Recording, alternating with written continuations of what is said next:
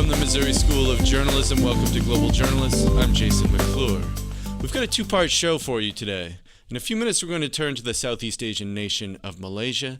That country's politics have been in turmoil for the past 2 years amid a corruption scandal involving the president and allegations of money laundering in a huge government investment fund known as 1MDB. We're going to hear from a Malaysian reporter about government efforts to silence reporting on that scandal. But before we get there, we're going to turn our attention to Europe, where immigration has become the defining political issue of the moment. That issue is also the focus of a provocative new documentary by the Dutch filmmaker Guido Hendrikx. Set in Sicily using real, newly arrived migrants from Africa and the Middle East, Hendrikx approaches the issue from three angles. At first, an actor in a classroom confronts real-life migrants with various arguments about why many Europeans see them as unwelcome. Immigrants are a drain on resources, and many will never enjoy the prosperity they've dreamed of on the continent, they're told. Now, in a second act, he presents a more sympathetic portrait. An actor pays homage to the courage of these migrants in making the deadly crossing of the Mediterranean, and talks with them about Europe's debts to countries it colonized and exploited in the past. In the final act, the migrants, some who arrived just days before, are confronted with how their immigration applications may be handled by European authorities. The film was shown at the International Documentary Film Festival Amsterdam and the 2017 True False Film Festival in Missouri. Hendrikx spoke with Mid-Missouri Public Radio's Sarah Shariari. She began by asking him about the start of the film, which features what seems like a mix between a post-apocalyptic newsreel and a movie you'd see in social studies class that summarizes all of human existence, ending with this tremendous migration from the southern hemisphere to the north. Yeah, for me it was important in this film to take kind of a detached view on this whole issue. So, like my idea was, like how I thought about it in my mind was, if you are like an alien and look from above to the planet, how would you look to migration? So that's how it started. And that's very much how it feels, like something you would show to a classroom of people who didn't know anything really about human existence, I guess.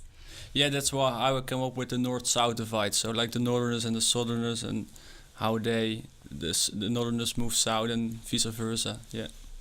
And then we move into a classroom scene, and it's sort of uncomfortable to watch because we don't know if it's a documentary in that you're just filming an actual classroom or if there's acting involved. And it turns out that the teacher is an actor, but the participants in the class are real migrants who know that they're participating in a film. How did you decide on that setup?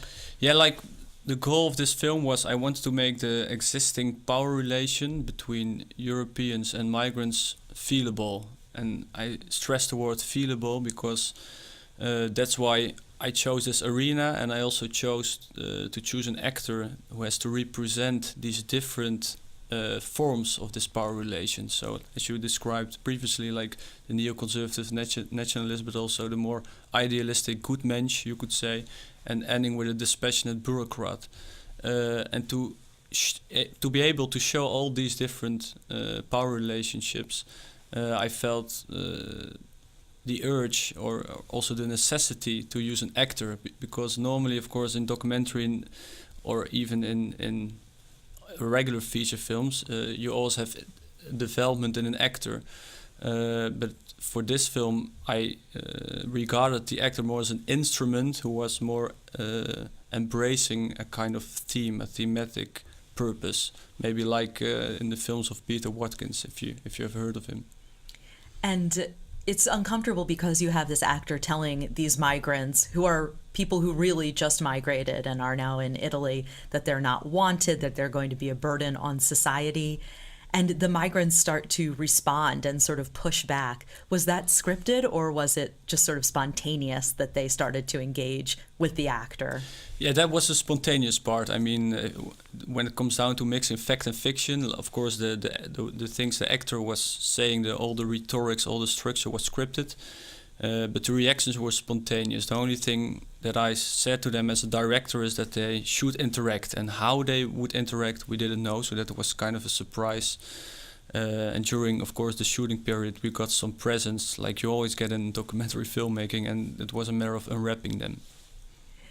And how did you approach people about taking part in the documentary? I mean, this must have been surreal to them. Yeah, I mean, of course, when you see the documentary, you don't see anything about our process, the way we worked, our workflow, and that's maybe important to mention.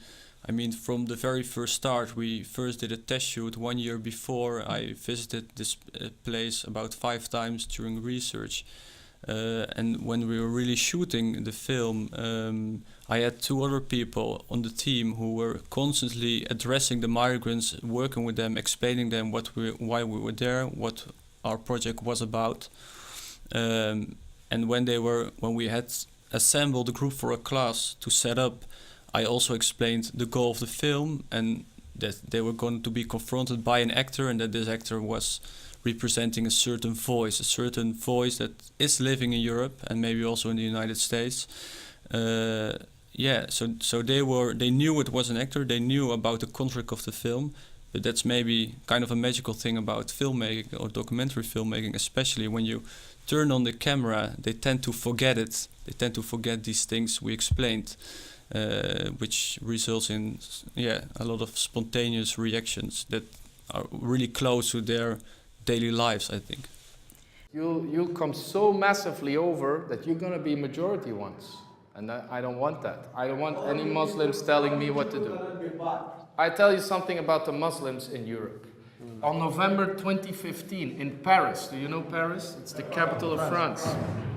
In Paris, with a Muslim terrorist attack, 129 people were killed by Muslims. And then the film changes, it almost pivots, and you get the same actor coming into the classroom, and you get a group of people, and the actor's very sympathetic towards them. You know, Europe is wealthy because it colonized other parts of the world. You're very welcome here. We need to find a way to protect you and work together. And there's just so much emotion coming from the migrants in the room, I feel, at that point. Were you surprised by how they reacted to that? Not really, I think. I mean, in the first act, you clearly have a conflict between the actor and the migrants. The actor say you're not welcome, and the migrants, of course, want to enter Europe. But in the second act, it's different. It's more like this feeling of guilt the actor has. So it's more like an internal conflict within the actor, and they are mostly confirming what they are hearing, because that's a story they, of course, like to hear.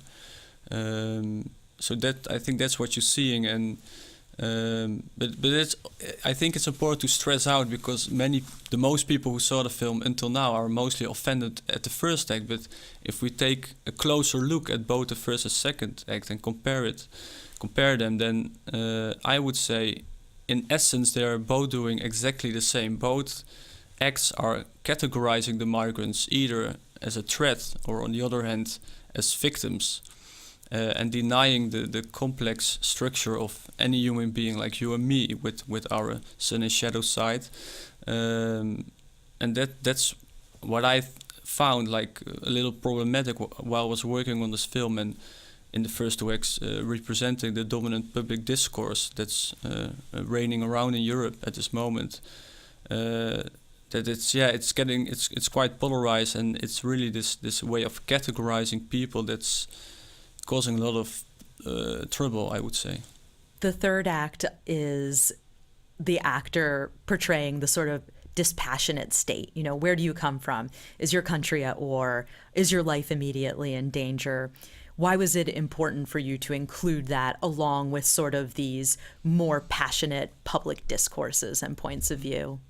Yeah, I was thinking that to represent more the law, or in the third act, the rules, there are actually 2 reasons why I did it. The first one is that in the first 2 acts, I think as an audience you can still escape. You can say it's not my opinion. Well, in the third act, because it's just the law that's implemented, and one way or the other, indirectly, we're all standing behind it as a democratic system, I think. So it's, in that sense, I think, even more uncomfortable for the audience to watch it. Secondly, I think that you could, generally you could say that the law is kind of like a solidified public discourse. We all have opinions, and in the end we come together. So if you put the first two acts in a blender, I would say the third act is what's left over. So that's why I try to structure it also like this, the film. Yeah. So most people will identify with more the first or more the second act, but we're all sort of complicit in the third act, which is the government. Yeah, you could say. Yeah, I think you could put it like this. It's like the compromise between those two. And this maybe I think this compromise is even more harsh than the first or the second act. So because it has no heart in the end. No, it's dispassionate, and it's just. I always see it like an obstacle course. When migrants want to enter Europe, it's like they have to jump over a lot of obstacles, and in the end, if they jump over all of them, they get a residence permit of 5 years. So it's even not a guarantee that you can build a new future. And yeah, I don't necessarily want to put a moral judgment on it, but in the end, I have to say it's kind of an absurd thing. We invented, you could say. Well, we're over time, but I wanted to ask you one last question. Did the way that you view migration change as you filmed this? I mean, you came into contact with so many people in so many different situations. It must have affected you in some way. Yeah, it did affect me, but generally, my mind wasn't changed fundamentally, I would say. The only thing I would say that I became more skeptical about the whole situation, at least when you do some research in Italy and you see how the refugee camps are being constructed. And basically it's just, they're all very isolated from society and they're all living in big groups. So the whole idea of integration is not coming off the ground at all. And what's happening is that in this way, also in Europe, there's like deliberately a new lower class that's being created there in these camps. And the question is, how will this evolve in the next 5 or 10 years? I mean, you could say in Europe, at least we have the discussion about whether we should accept the migrants or not. I mean, in the United States, they won't even have a chance to come in. But this is something, I became more skeptical, I would say, yeah. About how this could ever work out if it continues down the path it's on? Exactly. I mean, if you really want to integrate them, you should do it on a very small scale, I think. That's much more efficient and much better for all of us. So, I see this as a problem that's only getting worse. Do you think that Americans or North Americans understand migration in a different way from Europeans? I guess so. I mean, I'm not an expert in the American minds, but I would say, I mean, the paradox I think we now see in the United States, for as far as I following the news, of course, is that the United States is a country that's breeding migration. I think if I just recently visited New York, and it's very difficult not to feel at home because it's just this one big melting pot, and then paradoxically the ones who build up the country are now being refused in such a kind of a direct and harsh way by the Trump administration, and this paradox is interesting to watch from a European, but also worrying at the same time. Thank you so much for your time, Guido. We really appreciate it. That was Dutch filmmaker Guido Hendrikx speaking with Sarah Shariari about his new documentary, Stranger in Paradise. A reminder that if you're interested in more Global Journalist content, visit us online at globaljournalist.org. There you'll find our ongoing coverage of underreported international news and human rights issues. You can also check out Global Journalist on Facebook or Twitter, or subscribe to the videocast of this program on YouTube. We're going to move now to Malaysia. That oil-producing country, headed by Prime Minister Najib Razak, has been a U.S. ally in Southeast Asia. But for the past 2 years, Prime Minister Najib has been engulfed in a corruption scandal involving Malaysia's sovereign wealth fund, named 1MDB. The Wall Street Journal and other news outlets have reported that as much as $1 billion may have been diverted from the fund, including tens of millions to benefit President Najib and his stepson. Covering this story has been very difficult for reporters inside Malaysia. We're going to talk now with one journalist who had troubles of his own reporting on this scandal. Joining us now is Nicholas Cheng. He's a reporter for The Star, a Malaysian newspaper. He's visiting the Missouri School of Journalism on a fellowship from the Alfred Friendly Press Partners program. Nicholas, welcome. Jason, thanks. Tell us, if you would, just a little bit about this 1MDB scandal that has been going on now for a couple of years in Malaysia, has been kind of a defining political issue in the country. Sure. Well, some of the journalists are calling it our personal Watergate, although I don't think it's having the same effect in terms of to the credibility of our Prime Minister. So basically, 1MDB is short for One Malaysia Development Berhad. It's a sovereign wealth fund that our Prime Minister set up when he came into power in 2009. It was sold as a fund basically to enrich rural and also urban poor populations in Malaysia. So the money in it was supposed to be used for economic development, for building roads or commercial projects? Building low-cost housing. That was basically what the fund was supposed to be.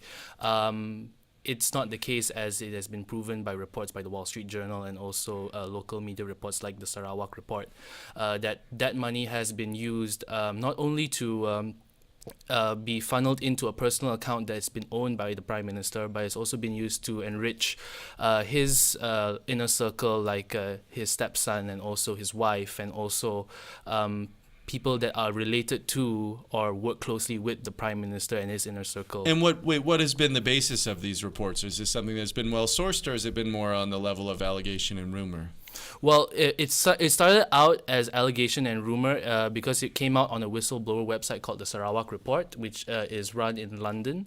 But as international journalists looked into it even more and followed the money trail, they were quoting sources that were linked to investigations in Singapore, in the United States, and in Switzerland, and they managed to pinpoint with great detail how the money was funneled from 1MDB into shell companies that were set up by associates of the Prime Minister and his stepson, and how that was moved around and how that ended up back into their own pockets. So this sounds like a huge scandal.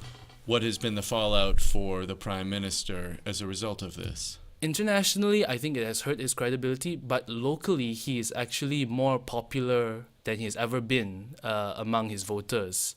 I think his approval rating has been the highest it's ever been, and that is a problem because we are just not talking about a huge corruption scandal that's happening in our own country. And do you think that the Prime Minister Najib, is so popular now in spite of the fact that there are all these reports of him essentially stealing money from the government? Mm-hmm. Or is it that people aren't aware of the scale of the theft? I think people are aware. Most of the voters do know what 1MDB is, and they do know that there's something going on, but there has been so little coverage on it, and there has been enough spin by the government and also so-called independent sources that has come out to debunk these allegations that I don't think that they are talking about it as much as they should be in my country.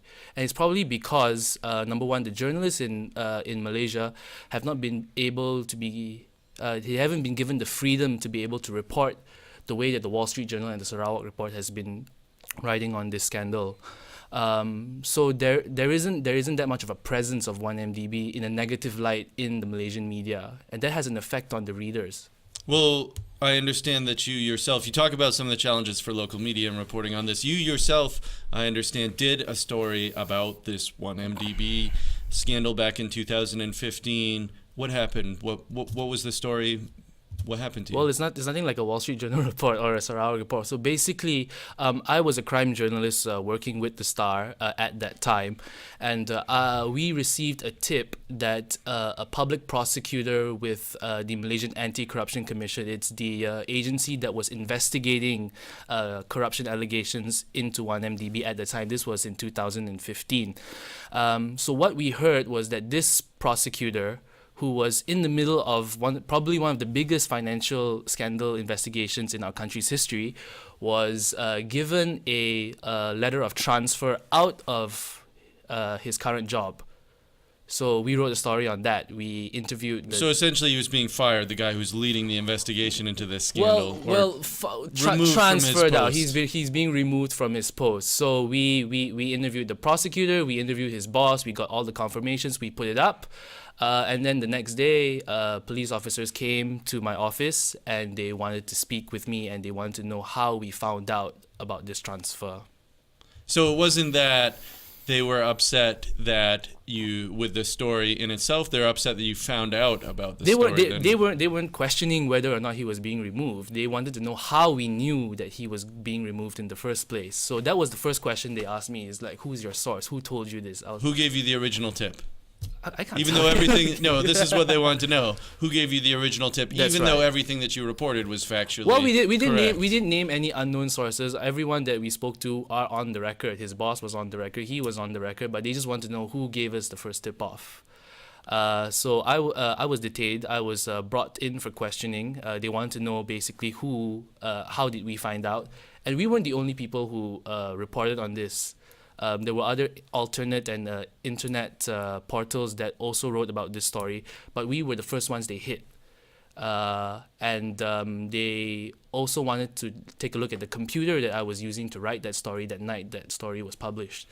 So I haven't seen that computer. The police took your computer. The police took my and they haven't given it computer. back for 2 years. They haven't given it back Presumably, to they me. took it so that in the hopes that they could find some evidence of your original tip about the story. Then, Well, I don't think they found anything because nothing has happened. But, this is my personal theory, and I'm gonna get off track a little bit and just tell you why. It's because I think the reason why they hit us first, and why they took our computer, even though there's really nothing in there for them to find, was because as compared to the other media houses that reported on this story, we were the only ones that were government controlled.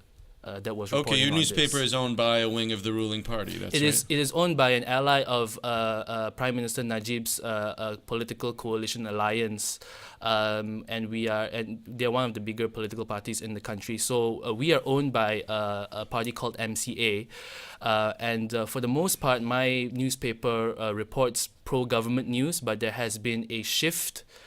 In the way we cover stories. We are trying to be more balanced and trying to include more alternate and also opposing views to the government. And I think that was essentially what led to my run-in with the police in 2015, because I think they came in to basically give a warning like, hey, we own you, This has gone far enough. Don't go too far. And no other media organizations other than us actually got that much heat from the government and the police over this small little report. Well, this whole 1MDB scandal is the biggest story in Malaysian politics in years. Have you covered it again since you were arrested? I have not. And why not? We were told that it was a very, very difficult time to report on a story like this. There were journalists that were outside of Malaysian law and outside of the Malaysian country that were reporting on this and doing a really good job at doing that. So essentially what I think my newspaper and also media organizations in Malaysia are doing now is just moving into survival mode, because there has been 2 newspapers and a really big news portal that were shut down in the last 2 years because they were reporting on stories related to 1MDB. And friends from these newspapers and this news portal, some of them are still unemployed even until today. So that kind of raised a sense of fear among the Malaysian media that if we continue pushing here, we could be the ones to go next. And then who's going to support us after that? So I think after that incident, my case and also with the shutting down of those 2 newspapers and that news portal, there has been a great deal of more self-censorship when it comes to reporting on stories related to 1MDB, and it's still going on even until today. 1MDB is not being featured in news portals and in newspapers as much as it should be in the country. And Well, just round that out for me, if you would. When it comes to freedom of expression in Malaysia, is it that you as a reporter aren't allowed to ask the hard questions about issues like this? Or is it that your news outlets won't print stories that contain some of this information? I'll quote a cabinet minister in Malaysia when we asked him about this, and he essentially said that you are free to ask whatever you want, but you have to deal with the consequences of that after you ask that question. So Malaysian journalists are free to ask whatever they want in press conferences or when they interview politicians, but can those answers be published in newspapers? And what will be the blowback that the reporters will face when the politicians or their press secretaries make complaints to the media organizations that hire these reporters? So that's also been a problem that journalists in Malaysia is facing now. We can, go out in a blaze of glory. We can ask the right questions. We can hold those public officials to account. But for how long? How sustainable can that last in a country like Malaysia? So these are some of the questions that young journalists like me are also coming to grasp with in my country. Well, this seems like it poses kind of an interesting and difficult sort of ethical dilemma for you as to how to go about your job. Yeah, like do I do my job and do it well, or be snuffed out like everyone else, or do I do what I can and live to fight another day? I think that's something that a lot of people in my newspaper and also other journalists are also thinking about, and that's a discussion that is still going on today. And I mean, it sounds like the situation for Malaysian reporters is difficult, but the environment there is sort of nuanced. It's not like a place like Pakistan where journalists may be killed or blown up or something for reporting the wrong thing. Definitely. Well, I can't say that our media is as repressive as Pakistan or in places like even in Nepal or in the Philippines. We do not get the threat of violence. We have no journalist that I know has ever been murdered for a story. But see, that's the problem with Malaysia. I think that's why there's so little change that's been happening over the last few decades, is because the repression on free speech and also freedom of the press is so systemic, and it's been built into our institutions that there isn't a sense of urgency or outrage about what is happening with the media. Like if a journalist is killed in Pakistan, there is outrage, there is a groundswell of people protesting and demanding for change. That isn't happening here because the oppression is happening behind closed doors, and it's quiet, and it's planned, and it's systemic. Well, you paint a very dark picture here. We have just about 30 seconds left. Are there reasons for optimism?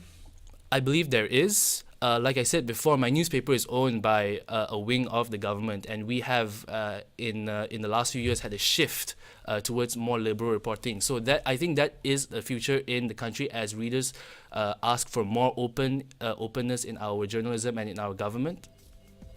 Sorry, we're out of time for this edition of Global Journalist. Many thanks to Nicholas Cheng of the Malaysian newspaper The Star for joining us.